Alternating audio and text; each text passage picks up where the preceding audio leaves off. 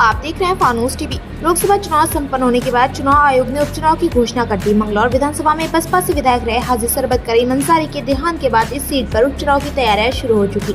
मंगलौर विधानसभा seat पर केवल कांग्रेस और बसपा के बीच ही मुकाबला हुआ चला आ रहा है, लेकिन बसपा के कद्दावर नेता हाजी सरबत करीम अंसारी के देहांत के बाद मंगलौर उपचुनाव में अन्य दल अपनी किस्मत आजमा सकता है।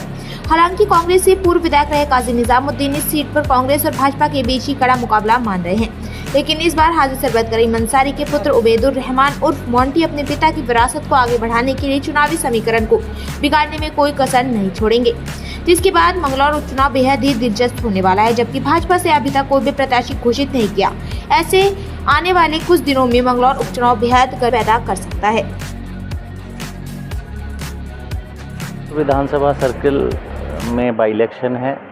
अभी लोकसभा का चुनाव आपने देखा हुआ है, और लोकसभा के अगर आप रिज़ल्ट देखें तो लोकसभा में लगभग 44,000 से ऊपर वोट मंगलौर से कांग्रेस प्रत्याशी को मिले हैं और 21,000 बीजेपी को मिले हैं।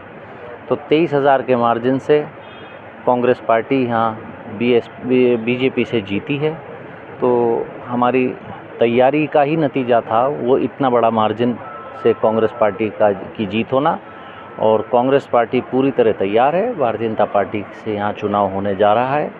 पार्लियामेंट में भी बीजेपी से हुआ, असेंबली में भी बीजेपी से होगा, और सशक्त तरीके से कांग्रेस चुनाव लड़ेगी और जीत का चुनाव कांग्रेस लड़ने जा रही है। बीएसपी के मात्र 5,000 के करीब वोट है, तो उनका कहना है कि वो भी इस बार कहीं ना कहीं टक्कर दे रहे हैं कांग्रेस को। ठीक है, दावे सब करते हैं, वो भी दावे करें, लेकिन रिज़ल्ट अभी सबके सामने आया है।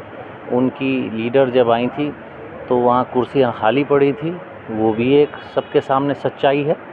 तो दो सच्चाइयाँ सबके सामने हैं, बाकी उन सच्चाइयों का सामना उनको भी करना चाहिए, और हकीकत आपने भी देखी, हमने भी देखी। तो आंकड़ों को तो कोई जुटला नहीं सकता।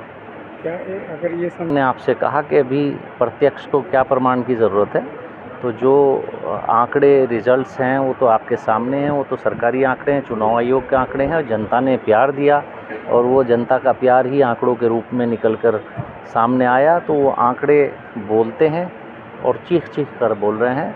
तो जिसमें बीजेपी से भी कांग्रेस भारी मतों से जीती है मंगलौर से, वही रिज़ल्ट पार्लियामेंट के चुनाव के बाद असेंबली के चुनाव में भी होने जाएगा।